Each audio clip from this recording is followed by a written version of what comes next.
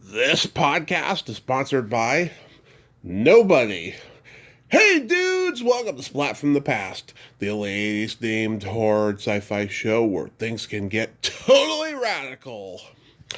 Now today I am so excited because I will be welcoming a guest I have wanted since day one, and I finally have him. I'll be talking to Harrison Page.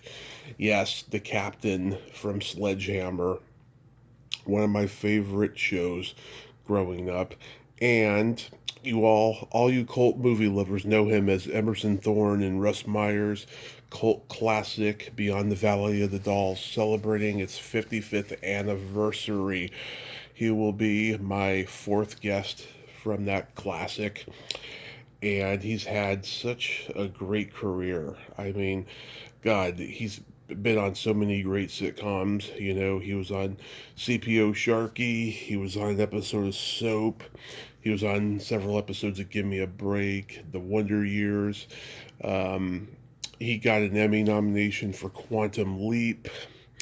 And he guest starred on Bonanza and Kung Fu and so many other things. He was in Lionheart with Jean-Claude Van Damme. He has had just an interesting career. You know, he's an actor studio guy. It's going to be a great talk today, and I'm just truly honored. Also, past guest John Frank Levy launched a new podcast called Right for the Role. Go listen to it wherever podcasts are available. Also, a reminder, go out to the Hollywood show this Friday and Saturday, January 10th and 11th, to get autographs and pictures with all of your favorite pop culture icons, you know, including so many that have been on here: Sid Croft, Cynthia Rothrock, Melody Anderson, Brad Keston, even Carl Held, who I had on yesterday. And my heart goes out to all the victims of the fires in Pacific Palisades and Hollywood Hills, etc. We're going to get through this. This is just an awful nightmare. And I feel so bad for the people who lost their homes. This is just, this is absolute bullshit. This is what this is. This crap needs to stop. People need to take a stand and do something about these fires. So yeah, here is my interview with Harrison Page.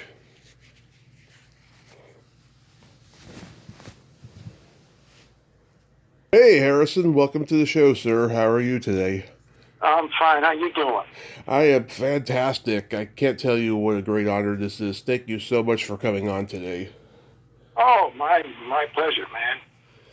So, going back in time, I was reading on your website, you grew up as a movie buff. One movie that hugely influenced you was The Blackboard Jungle, which, by the way, is one of my all-time favorite old Hollywood movies. What was it about that movie that influenced you? Well, aside from the fact that, the subject matter of that particular time was pretty damn hot, Mm-hmm. Everybody was, trying to make some kind of change and to make the world a better place to live in and so on and so forth, as far as race was concerned. Also, most importantly, Sidney Poitier, which I just was, he just blew me away with his work. And he had such vulnerability that you don't see very much, especially in a black actor. So that was it. I mean, I saw that film in a movie in Georgia where, funny enough,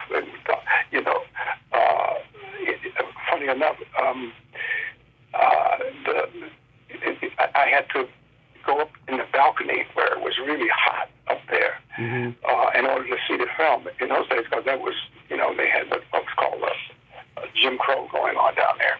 Yeah. And, I hadn't even expected to see that movie, but it was there and it just knocked me out, man. That was it. It said everything that I wanted to say but couldn't say. Wow. Yeah, I mean, I love anything with Glenn Ford. You know, I can't believe he never got an Oscar nomination for that role or any other role. He was pretty good. And Yeah. the movie spawned so many imitators, but this was the best of the best, I have to say. Yeah, he was wonderful. So, did you immediately get involved with school plays and community theater and all that? I was, like I said, I was born in Georgia, and I went into the military when I left. And when I left home, I went in the military and came to California afterwards. When I say California now, I'm so, these fires and stuff, it's really devastating. But I came to California. I found a school called LACC, Los Angeles City College, to enroll and stuff, and got a teacher, a professor, who actually was so encouraging that they used to have at City College a thing called Theater Arts 4. Theater Arts 4 was an audience class, the theater department. And you got credit as an audience when you saw scenes from students, if you know what I'm talking about. I was one of those people that my professor, and it was a once a week thing, my professor put my scenes, whatever scenes I was doing, in the Theater Arts 4 to perform every single week, when nobody got that. And I couldn't understand why I was getting that. But then he told me one day, he said, well, you got a lot of promise.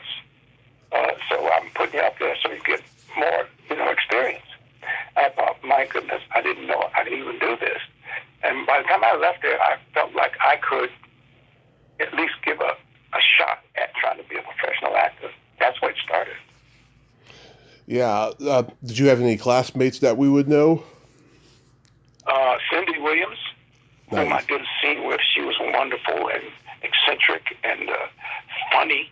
And then there's some other people that went there before me, like Morgan Freeman. I believe Donna Reed was there. I never saw them, but they were there. Now, Donna Reed was after me, but Morgan Freeman was before me. Did you move to New York and join the actor studio right away?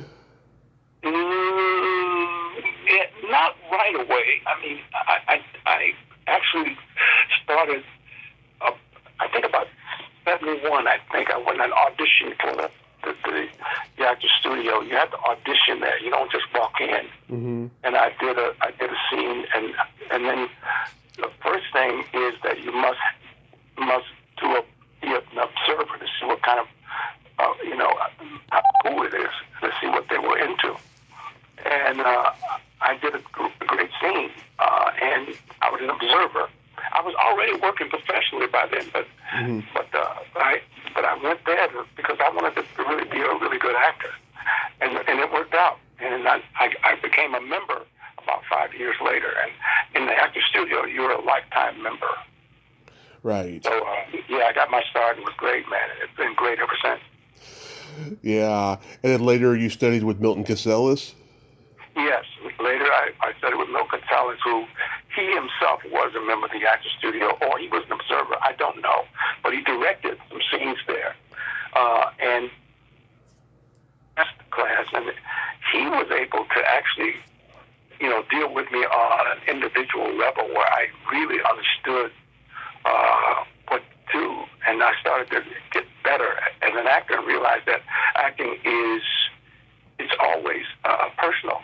It's not like, you're just telling somebody something. It's always got to be personal. I really didn't know that well before, and he taught me what that is, and I got through that, and I think it helped me a whole lot. I was there for like 18 years. Wow. Man, studying with him, and it was great. I did some teaching there too, so I got a lot of experience. Yeah, I know many of his students. Who did you know when you were there? One was Sandra Curry. Oh, yeah, I know Sandra. Okay, yeah, we did a scene together too that turned out pretty good. She's a sweet lady. Yeah. Let's see, who else would you know there? Gloria Gifford. Yeah, Gloria. Her and I taught at the same time there. And I think I did a play. I directed a play there, and she had a play there too. So yeah, I know her, and a lot of people from there. Who else do you know that may or may not have been there? Rick Podell. Rick, Rick, I think he's still there teaching, as a matter of fact. Yeah, he still teaches. Lisa Pescia. Lisa, yeah, wonderful lady. You've interviewed her? Yep. And Jilly Jacobson, who passed away sadly recently. Yeah, I think she was there at the same time, but I don't remember her for some reason. I don't know why that is. Yeah. And I've talked to a lot of people who were there like long after you and stuff. Yeah, I mean it's like a tradition, you know, to study at the Beverly Hills Playhouse now. Yeah, it is. Yeah, that's amazing. So, how do you meet Russ Meyer and come to be cast in Vixen? Oh man, okay, that's yeah. You know, I was actually right after I left Los Angeles City College. I didn't know what to do. I had no sense of direction whatsoever. I just thought, well, you know, what do I do? I want to work and stuff. And what I did was I looked around in the theaters and stuff to try to work and so on and so forth, and it just wasn't happening. And I got this job at Cedars Hospital. It was called Cedars of Lebanon at that particular time. Later it changed to Cedars Sinai because they merged. Mm-hmm. And I got my job, and I became a respiratory therapist. Mm-hmm. Worked in order to try to find a way to get in something, anything. And one day, just before I was going to work, I was reading the paper, and I saw this ad for this Russ Meyer film. And I didn't know him from beans because I'd never seen any of his movies. Mm-hmm. And I said, well, you know what, I'm going to go on it. And this movie, what he was doing, was not a union movie because I just started out, so I hadn't joined the union yet. Yeah. So I went to his home, which was in Beverly Hills, and I did an audition with him. And he was pretty happy about what he saw. And I remember something that he said to me. He says, I like you as an actor. You're very natural. You don't sound like you're acting. Yeah. I said, oh, okay. I mean, I had no idea that was the case. I mean, nobody else had told me that. So I went home, and I was married at the time, and I was telling my wife, I said, I auditioned for a movie. She said, oh, wow, great. I hope it works out. And I said, yeah, it'd be great if I could get a job acting. So the next day, he called me again and said, why don't you come back and do that again for me? And I said, oh, okay. I went back and did it. Terrific. And I'd say a day or two later, he called and said, I want you to do the film. That's how I got Vixen. That's how I met Russ Meyer. And that's also how I went from Vixen to Beyond the Valley of the Dolls. Right. And that's an interesting story, too, because Russ was he was very pleased with what I was doing as an actor in Vixen. Because Vixen was a little bit different than what stuff he had done before. You know, my character was this guy who was dodging a draft on his way to Canada. Yeah. you know, he got into all kinds of different scrapes with Erica Gavin's character. She had this kind of a, you know, crazy social thing. She was very bigoted and calling it. And we had, it was a nice thing we had, you know, we were fighting all the time. And I guess that worked out pretty well for him. And he, and the people at Fox Studios, it was 20th Century Fox at that particular time.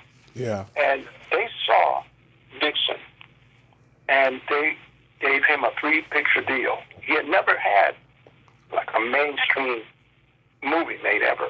Yeah. And they saw that, and they saw. I have a feeling that a part of that was, you know, my storyline and whatever it is I did in that film that helped that. And he actually wrote the script. He turned it into 20th Century Fox, and they wanted some editing done on it. Yeah. Nudity and sexuality in it. And he sent me the script, and I think I was the first person to read it, first actor to read it.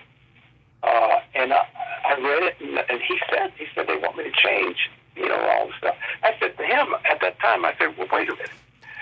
If you got a 3-figure deal from them for doing what you do, and why would you change it to something else if that's what got you in there in the first place? I mean, it makes no sense to me if you changed this. Mm-hmm. He said, you know what? I never thought of it that way. And I said, yeah, you should go back to them. I was just this, Boy Scout, man. I didn't know anything, but I thought it was kind of strange for him to change things that got him there in the first place. So Beyond the Valley of the Dolls became a hit film. Right. And that's how my first stuff got started, is Beyond the Valley of the Dolls, fiction and Beyond the Valley of the Dolls. Yeah, didn't you have some reservation about playing Emerson Thorne because he was kind of a wimp character? Yes, I did. I thought he was a victim. Yeah. I didn't like the when I read the film, when I read the script, I didn't see him as a victim when I read it. Mm. But when we started shooting it, all of a sudden, that he was standing in front of a car, just get hit. And I kept saying to Gus, not Gus, but Russ. I said, was it? I mean, why is he standing here like this just to get hit by a car? I mean, that makes. He said, no, that's where it is, and then so I had to. Naturally, I had to follow. I had to do the thing. I didn't like that part. Why would he stand there in front of that car like that? That doesn't make any sense. And a couple of scenes that bother me too. When Emerson discovers that Pet is having a relationship with this other guy, and he walks in on them, mm-hmm. He turns around and leaves. That's another victim-y thing. Why didn't he stay there and scrap it out and say, hey, what's going on here? This is my apartment. What do you guys do? Something, And, but, again, Russ wanted to have this melodramatic stuff, I imagine. And we did it that way, and I was not happy with any of that stuff because I was getting knocked around and stuff. And it didn't help me very much in the business. I mean, I didn't get a job because of Beyond the Valley of the Dolls at all. So, I was not happy with the way that worked. I wasn't happy the way it turned out. Yeah. Well, overall, I think your performance is great in it, and, it's a big contribution to what a cult hit this movie was. Mm-hmm. I mean, I've talked to Dolly and Marcia and Christopher Reardon, and they are just as mind-boggled as anybody about the cult success of this movie. And it's funny, too, because Roger Ebert wrote the movie, and I'm sure he had a different movie in his head as opposed to the way the movie turned out. In fact, he gave his own movie 0 stars in the review. Wow. Did he really? Did he? I didn't know that. Oh, yeah. I remember reading it like 20 years ago, and I was laughing so hard at that. Wow, you wrote it. But then, like you said, he probably had a different idea of the way the movie should have been. So that could be it. Yeah. Yeah. Roger Ebert, I was floored. I had not known who Roger Ebert was before I started on Beyond the Valley of the Dolls. I had no clue. And then I found out later that, he was the critic of all time, Yeah. And I didn't know I didn't know that. I had no idea. Oh, wow. Yeah. It was just, but the movie did well. It made money. We got another picture to do, and he changed his whole, it became his genre was what we were doing. Yeah. And he just changed the whole thing completely to that courtroom, about the 7 minutes or something. Yeah. And it was nowhere near what he was accustomed to doing. It just died. Did you see it? I've seen it so many times, yeah. And 7 minutes? You've seen it, yeah? Yeah, I mean, it just holds up. It does. And okay. It's just, I mean, it's a camp classic, is how I would define Beyond the Valley of the Dolls. Were you in touch with Russ until his passing? No, we lost touch. After Beyond the Valley of the Dolls, I think we went out to dinner a couple of times, and something like that. But we didn't see each other for very long. I didn't even see him. I think I went to his office once for some reason or another and talked to him or something. But no, I didn't see much of him after that. Mm-hmm. How was guest starring on Bonanza? Oh man, that was good, man. It was a situation where I hadn't worked on what's called mainstream television. I mean, I hadn't done any guest star stuff, and I went into his office. I didn't even have a union card at that time. Uh-huh. And it was 1968. Or we filmed Beyond the Valley of the Dolls, by the way. Mm-hmm. And I went in. I talked to him, and and he sat me down and he said he loved the movie. He went to see Beyond the Valley of the Dolls, Michael Landon. Yeah. And he liked, not Beyond the Valley of the Dolls, I'm sorry, he liked Dixon, because we hadn't filmed Beyond the Valley of the Dolls yet. Uh-huh. He liked what I did in Dixon, and he told me, he says, I want to see that. I said, oh, really? I didn't even know, mainstream people ever went to see movies like that. So he did. He loved it, and he said, I want you, I read for him, and he said, I want you to play this part. And that's how that happened. And it was actually, a nice part for me with Ozzie Davis. Oh, yeah. You know who he was, right? Yeah. Oh, yeah. Great actor. Gone now, too, also. Anyway, and we played father-son, and it was terrific, man. It worked out great. I think I saw a photo of me in that thing recently, and I looked like I was 16. I think I was 27, something like that, 27, 28 years old. And I was playing like a 16-year-old. So that worked out real good. I love working with Michael Landon. I love Ozzy. I like working with and George Spell. It was great. How about guest starring on Kung Fu? Kung Fu. Wow. I guessed out on Kung Fu. I didn't remember that. Yes, I did. David Carradine, right? Yeah, David Carradine. Yeah, it was fine. It was good, man. That's one of those parts that I can barely remember. I think I had a very small part, one or two scenes or something like that. Mm-hmm. But that was fun. Kung Fu, and to keep working as an actor was really the most important thing. So yeah, I did that. You're my third cast member from CPO Sharkey. I've had Barry Pearl and Peter Isaacson on. Oh, you have? Yeah. Okay. Those two guys, I was in touch with them a few days ago.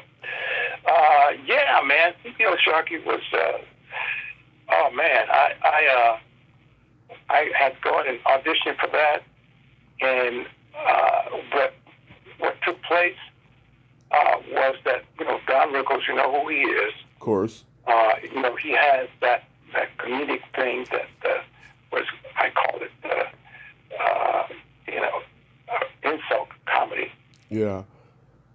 And he and I read together, irreverent comedy, I call it. He and I read together, and I did what I do, where I somehow or another have developed this naturalness. I don't even know what that is, as a matter of fact, but and it worked for that because it gave us the dynamic of being opposite of each other. And I kind of played like his parent, kind of. Yeah. I know you saw the show and you saw what we did together. I was always kind of like the guy who advised him not to do what he did. Does. So, but I got a great time with it, though. I had a good time with with Don. He started to rely on me a lot, and I like that. I like being that show would go for at least 5 or 6 years. I do not know why it was canceled. I don't know what the relationship was with him and the network or any of that stuff. So I thought it could go a long ways. I don't know.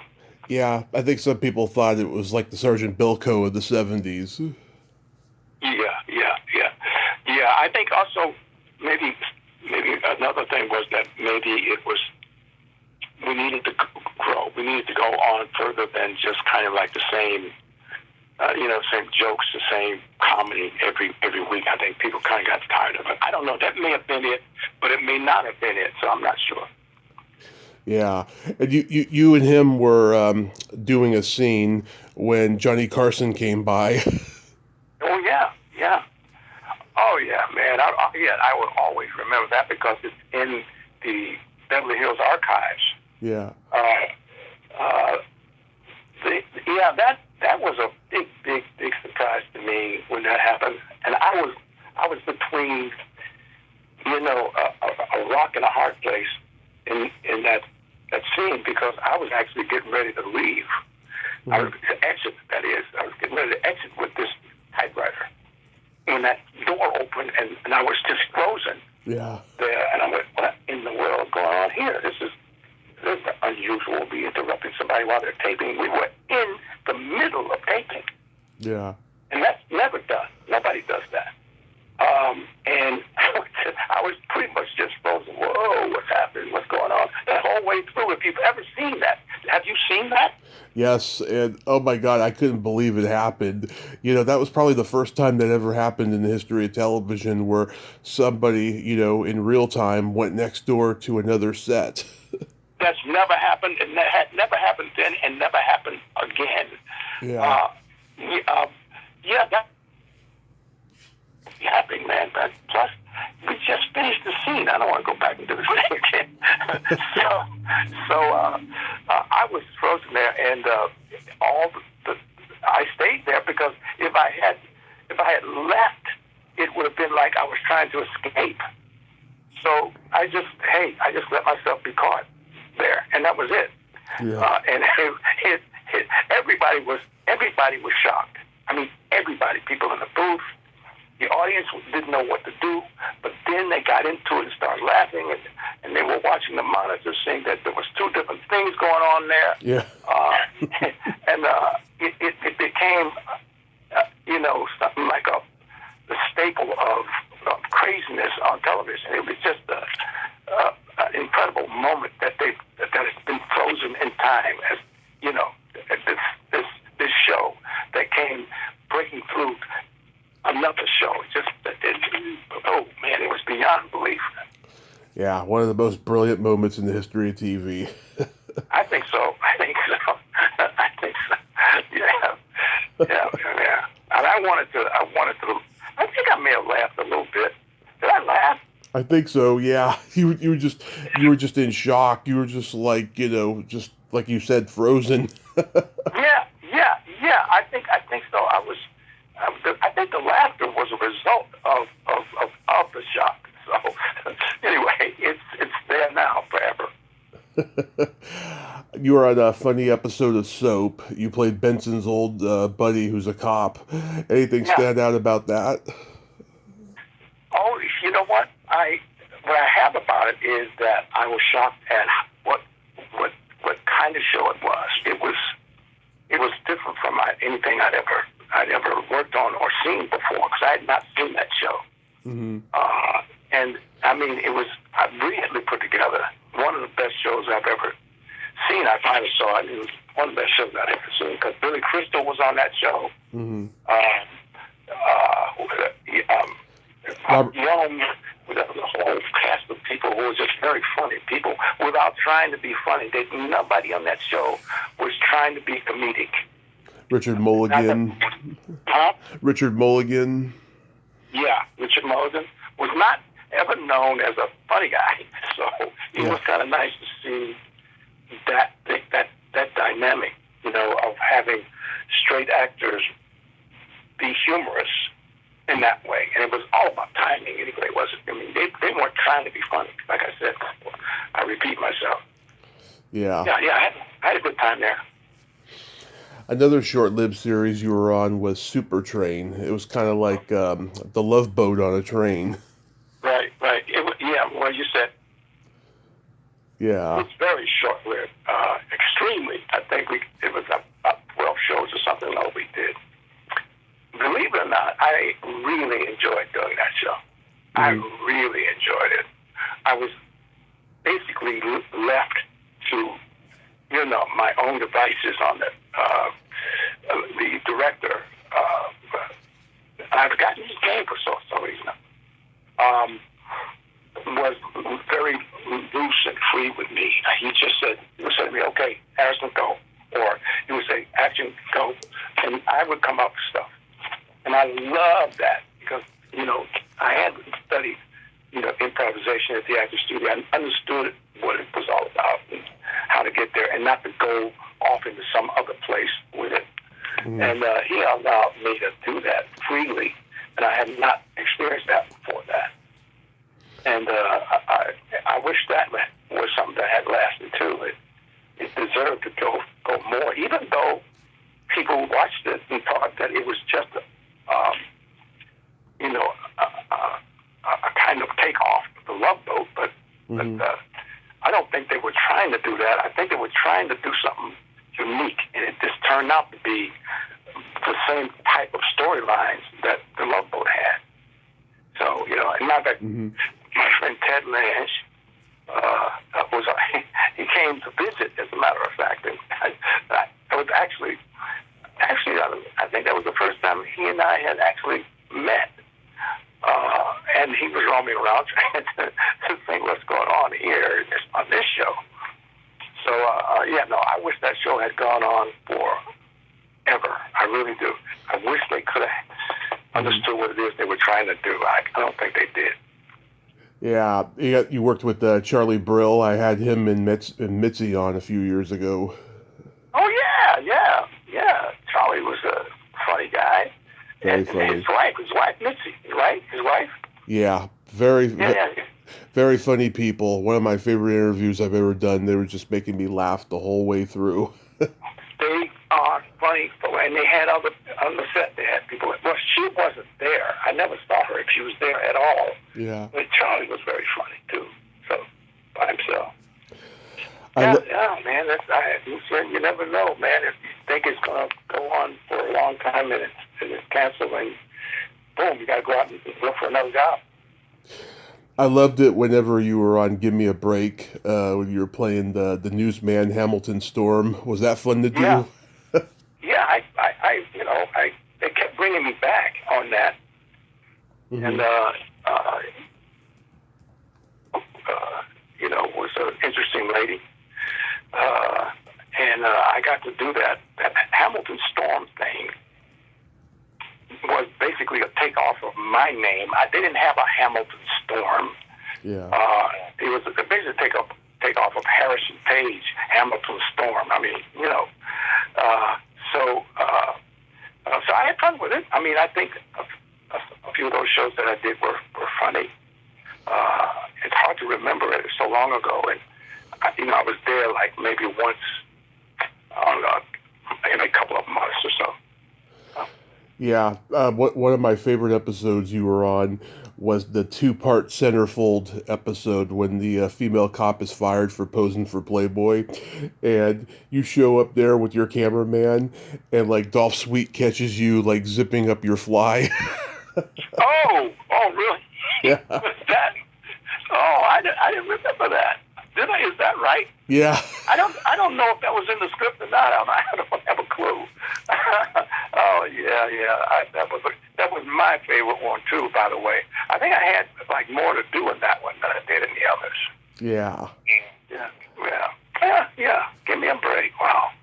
Yeah, because the first time I think you played Hamilton was when they had a break-in at the house, and you asked him, the typical journalist question: how does it feel to have a break-in? And he goes on this tirade about it and stuff, and it was a really heavy emotional moment. It's also a great commentary too of the stupid questions that journalists asks, on television. remember Dolph Sweet.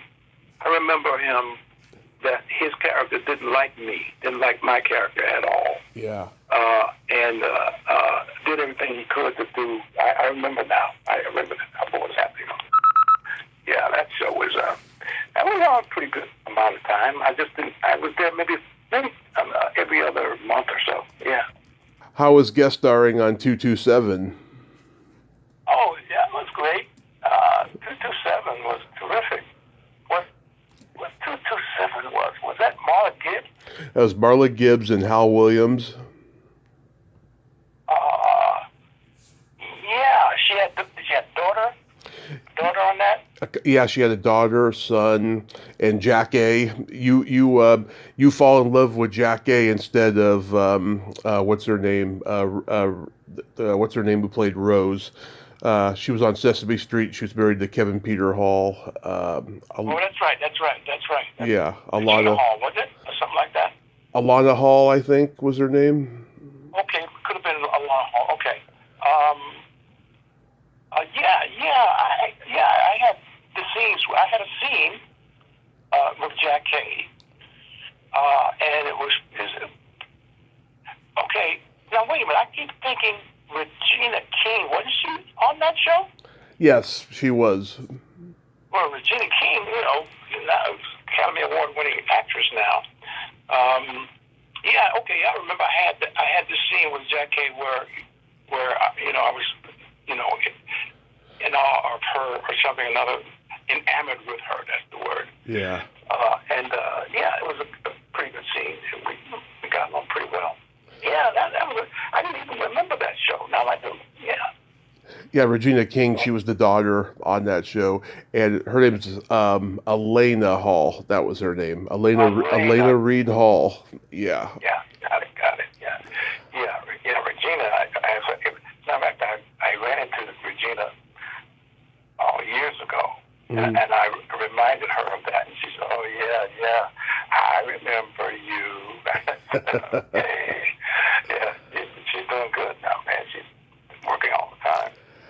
I grew up loving Sledge Hammer. It's still one of my favorite shows. It's amazing how that show lasted 2 seasons, and yet so many people remember it. It must be mind-boggling to you. I think they remember it because of what we did with it. We were way on the ceiling up there. I mean, way over the top. But it was the kind of show that you did that with, Yeah. I wanted. That's another show I wanted to keep going because I was having a lot of fun with it. For me, it was like cathartic. I was getting out all kinds of frustrations. I was getting out all kinds of frustrations on that show because I got an opportunity to yell, scream, to be exasperated and everything on that show. So I had a good time. It was personal that for me to be able to do that. Man, I probably had some of that stuff in me about something else, and it got into the piece. Oh yeah, I mean, he was not a happy character. Nope. Matter of fact, I would sometimes after we would rap, I'd have to sit in my dressing room and calm myself. Yeah. And sometimes, and sometimes that was fine. Yeah, it was a good show. It was funny, very funny show. Yeah, Rashi. You're right. It's still, people are still talking about it after all these years. Yeah, Rashi, I mean, he should have been a huge leading man after this show because he was just that good. I mean, he's so good at playing, villains and stuff, but he was that good that he should have, had a huge movie career or something after this. Yeah, I think so. I think David was a very, very fine actor. He still is, as far as I know. And he was good to play off of, Yeah. He kind of did things to and with me that he knew would bring the insanity out of me. I mean, he would do it within his character. He would do stuff so that it just annoys that crap out of me. That worked for us. It was good working with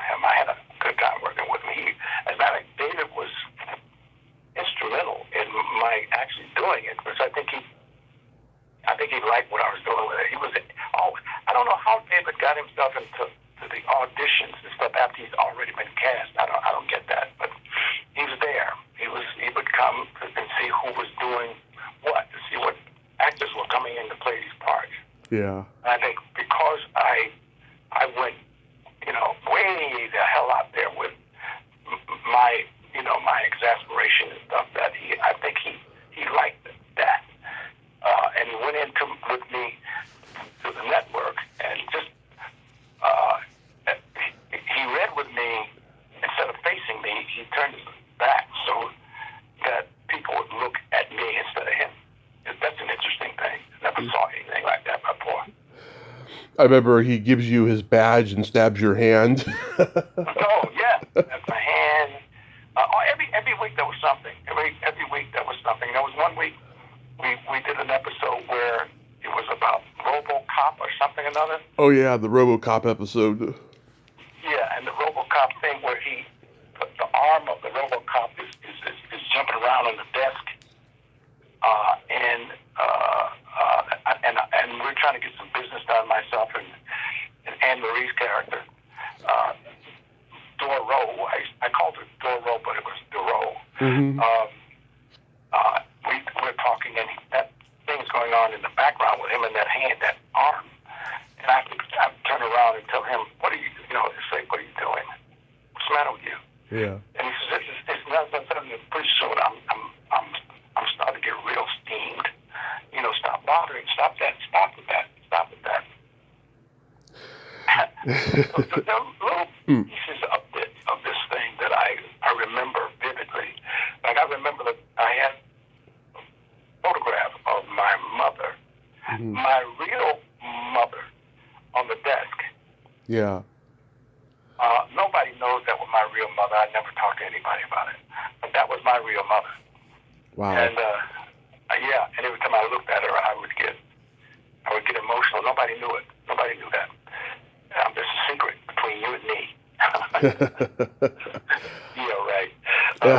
And the picture of her was sitting there, and he came in, and he looked at it. He says, "Who is that? And who is that ugly?" Yeah, I remember that. Picture of me there. That I think he kind of improvised. I'm not sure that was scripted. I'm not sure. And my whole thing was to say, I believe I said shut up or something or another, and get away from that picture. Yeah. Or something like that. And that may have been the one where I punched him. I'm not sure which one that was. Mm-hmm. I actually punched him in the ribs. Wow. I mean, we went that far, man. I mean, so it was. I've never forgotten that show. I know damn near everything that we did on it, every detail of it, because it was so dynamic in its presentation, as it were. Yeah, and you had great guest stars like Davy Jones and Peter Marshall and Ray Walston, Beverly Leach, who I've had on. Yeah. David Jones. So the show had great. Oh, you're talking about the show? Yeah, Sledge Hammer. Oh, okay. Peter Marshall. Yeah. I saw them. I don't think I had any scenes with them, though. Either of those two people. Yeah. Well, if I had, I don't remember them. Beverly Leach, she did a couple episodes that she was Beverly on. Leach, a dynamic actress, just a powerful house, a powerhouse, not powerful house, but powerhouse of an actress. I think she's one of the best there is. You don't see enough of her. She's got this. She doesn't behave in a kind of feminine way. She's got this strongness, this power in her that comes across for me, and I just like what she does. And Martha Coolidge directed the pilot, and you had like Dick Martin and Jackie Cooper direct episodes. Bill Bixby. Yeah, I had good people. I had real good people. Bill Bixby was tremendous, and he gave me some directions that, to this day, I still remember that were advantageous for me. And who else did you say directed? Jackie Cooper and Jackie Cooper. Jackie Cooper. Jackie Cooper was, I always loved him as a kid. Mm-hmm. And he as a kid. Yeah. And I just could not get over the fact that Jackie Cooper was on that set. Mm-hmm. I couldn't get over it. And I did a scene where I'm supposed to yell at people. Yeah. For something out there, which I was doing all the time. And he did a film called Superman, which I had seen. Of course. Was he played Mr. White. What was the name of the character? Mr. White. Yeah. He played that part, and he said in the film, he said he was talking to his people and said, "What are you all standing around about?" And I never forgot that. I don't know why that is. People don't usually say, "What are you standing around about?" They usually say, "What are you standing around about?" What are you standing around for? That's what it is. What are you standing around for? Get to work. Yeah. And I somehow or another remembered it, so that when he came to direct that show, I had to do almost the same stuff. And I came out and I said the same thing. He said, "What are you standing around about?" Mm-hmm. And he said, "Yeah, that's it. That's what. Yeah, that's it. I got that from you." He says, "I knew that. So I thought it was a terrific episode because I always liked him. I thought he was a terrific guy and a great talent too. Yeah, and Dolly's husband, Dick Martin, directed an episode or two. He did too. But you know what? Sometimes I'm so surprised by what I hear Mm-hmm. about. Because Dolly and I talked a lot, and we talked on the phone quite a few times, and we liked each other. Mm-hmm. Dolly was always saying that Dick said to her that I was a great actor. Yeah. And I always went, "What? No, he didn't say that." And she said, No. He said that. We both say that. I said, "But thank you very much. Thank you. It's nice to have a compliment like that, especially from her and Dick. Yeah. Dick's gone, but she's still around. She hasn't been well, but she's still around." I love her. Yeah, she was a great guest when I had her on years ago. I love that episode you did of the Wonder Years where you're the baseball coach. Oh my God. Yeah, I remember that. And I had a scene with Dan. Yeah, you two are in battle. Yeah. Dan, I saw Dan recently. Mm. And, we kind of talked about that a little bit. And he said, yeah, that show was a wonderful show. And you brought something to it. It was nice to do that little thing with you. And I said, what terrific. I had a great time, and I wish I could have done another. But I think I only did one episode. Or did I do two? I don't know. It was just one. Yeah. But yeah, it was pretty funny and over the top.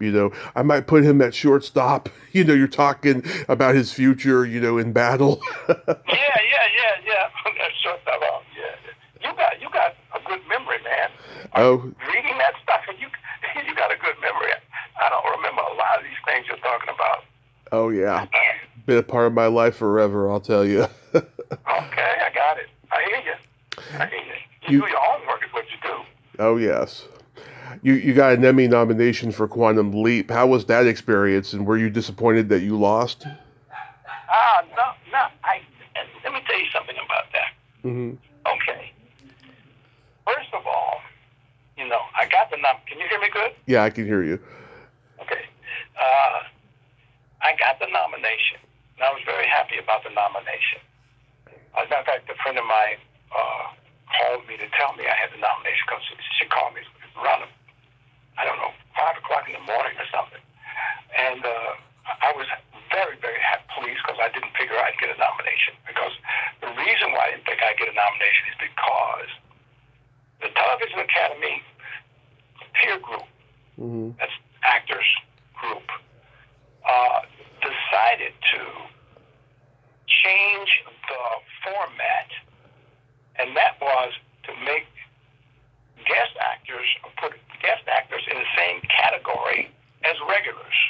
Mm-hmm. Okay? Yeah. And, the regulars were miffed because of that change, because it didn't make any sense. I was not happy about it because I believed that that particular year, would probably won it if it hadn't been that we were in the same category as the regular actors. And none of the people that were guests won, and there's no way they could have. And that I never forgot. And I actually, after that, I went and joined the Television Academy and got myself in the Actors Peer Group so that I could help them change that. And I think we did it. We changed it. It was either me and that group then, or maybe another group later. Awesome. And it got changed. It never should have been that way. That doesn't make any sense if you think about it. Yeah. No, man. The lead person in a series is what in the same category as the guest person who comes in maybe once or twice. No, that's no good. And that to this day, I feel bad that I didn't get it because of that change. Didn't make any sense. I'm saying that over and over again, but Is that the only time you ever attended the Emmys? Yeah, that's the only time and the last time I haven't been nominated since then. Yeah. That's nice. It's nice to be recognized by peers, though. Yeah, it was disturbing, but, we changed it, and now it's back where it should be.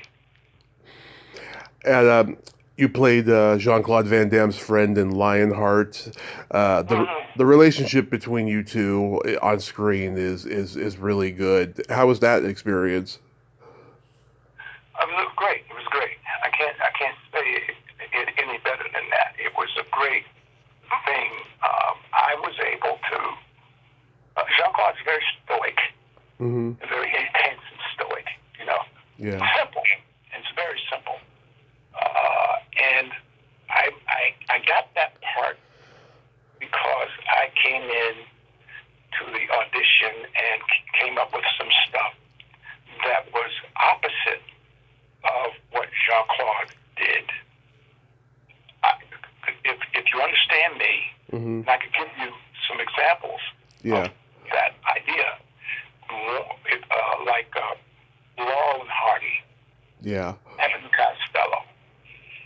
That stuff works because those two people are opposite each other. That's how you make chemistry, as far as I know. That's how you do it. So, and that's the same thing I did with the CPO Sharkey. I was opposite him. And that's why that worked. That's why I should have gone on forever. Anyway, I played that guy who was the street guy who was, always hustling and talking fast and trying to figure out how to make money and so on and so forth, and wouldn't shut up. And I did a lot of improvisation in that thing. I don't think Jean-Claude was very happy about it, but it stayed there. It was in the final print. So what I did was compliment him, and I think what he did complimented me. So you got, again, opposites, and it worked all the way down the line, all the way to the very end of it, where you find out that there is an absolute love between these two people. And I think most people who talk about that film say, "Man, you got me. Yeah. I always say, "Got you, what do you mean?" Yeah. And people use the word broke these days. I obviously made them feel something, is what they were saying. I made them have an emotion about it. And I was married at the time. My wife and a few of her friends went to see it and they asked me to go with them, and I said, nah, I'm not good at going and watching myself. Oh, come on. I said, no, I don't like watching myself. So they went to see it, and they came back, and they said, "You made me cry." I said, "Well, good. That's what I'm there to do. Make you feel. That's what you need." So that movie was very gratifying for me. Yeah. But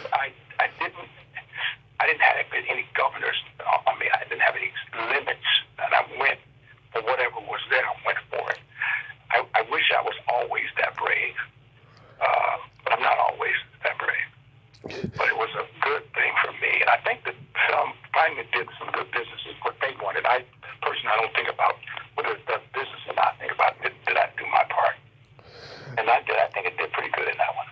Yeah, it was his big breakout role as far as the mainstream goes, because he is coming from the exploitation world, but Mm-hmm. and yeah, it was a movie that did very well, and Yeah, your performance is great in it. I feel. I thank you very much. Of course. I hold on to that because a lot of people tell me that. He had said that we were going to do a sequel, but it never happened. I would have loved to have done a sequel to that. How about making Carnosaur? Oh, God. I don't know if I remember it, but we can go. Let's see. I know Jennifer Runyon, who was in it. She's a great lady. That's a great cast. Diane Ladd, Raphael Esparge, Clint Howard. I've met him. Nice guy. Yeah. Okay, thank you. You reminded me of what's it? Yeah. Consort. That was. What do you do with a film like that? It was a homage to cheesy sci-fi, movies of the 50s and 60s. Yeah, exactly. That's what that was. And I was playing a policeman or something or another, right? Yeah. Yeah. I mean, that was the kind of film that they were doing. I mean, at that time, and I liked doing it. Mm-hmm. I wish that I was more positive about it. Yeah. I don't like being negative about anything. I wish I was more positive about it because I thought it was going to be one thing, and when I saw it, it was another. Yeah. But there's a couple of things where I'm looking up at this monster, and the monster's not there. It's just I'm just looking up. Yeah. And I'm seeing this monster, and it's big and it's destructive and stuff, and I'm trying to put it down, with a rifle and stuff, and I'm thinking I got this, and that's what I saw on the screen after it was edited and stuff was something that didn't look like a big, dangerous monster. You saw it. Did that monster look dangerous to you? Not really. I mean, it was just like any cheesy creature feature movie, Yeah. I got it. Yeah. But you had like a Roger Ebert reaction to it. Well, yeah, but Corman said it was going to be this and that and the other, and it's like, okay. But hey, you know what? Movies, they're not supposed to be real. They're imagination and stuff. So, mm-hmm. however that turned out is fine. I had a couple of scenes that were good. I had a beautiful lady that was playing my wife, and so on and so forth. That was fun.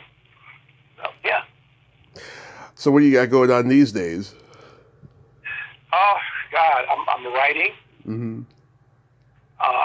And writing myself something to do, and looking for the next gig. I'm always looking for the next job, and that's the life of an actor is constantly auditioning and looking for the next job. Mm-hmm. That's what I'm doing, and I'm happy about being an actor. I love being an actor. I love my life as an actor. So yeah. I'm doing good. So you don't have anything upcoming you could mention? Upcoming. No. Yeah, I had a film that would have been upcoming, and that film was called Magazine Dreams. Mm-hmm. But Magazine Dreams was pulled for some reason or another. I don't know why. It was going to. I remember that it was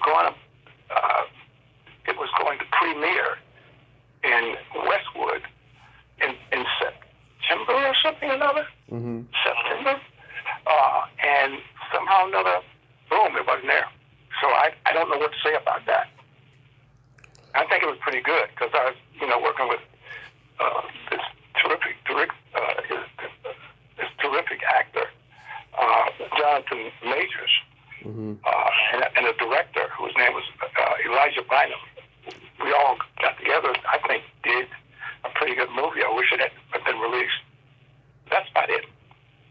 Yeah, and the health is good, and you're staying safe from the fires.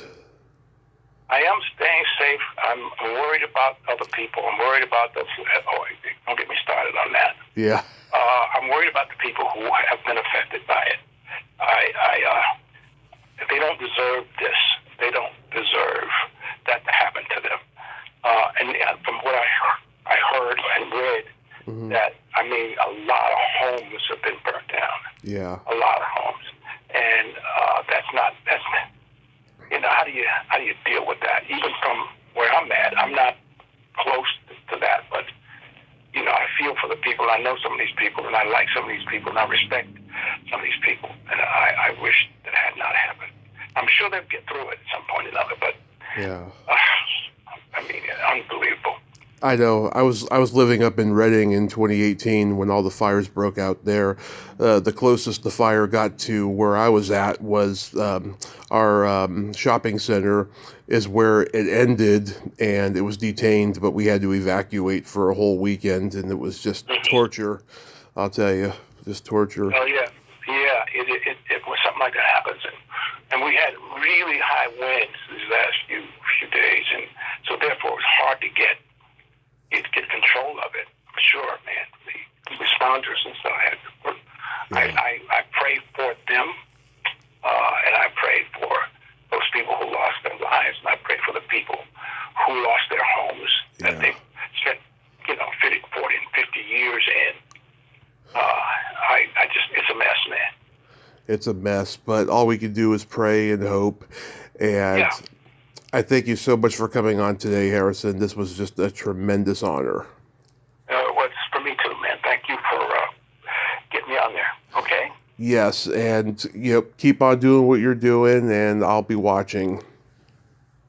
I appreciate it. Thank you, sir. Bye-bye. Bye-bye. Well, there you have it. Harrison Page. Ain't he a cool dude? Oh, my God. That man is a man of integrity. I enjoyed every minute of that interview. He just had such great stories and anecdotes, and it was worth the long wait because, I've been trying to get in touch with him since I started in 2017, and it finally happened, and I just enjoyed it, and I was so glad that we could talk today. Well, until next time, this is Tommy Throwback Kovac saying there's no shame in living in the past because the present sucks. Later, dudes. Hammer.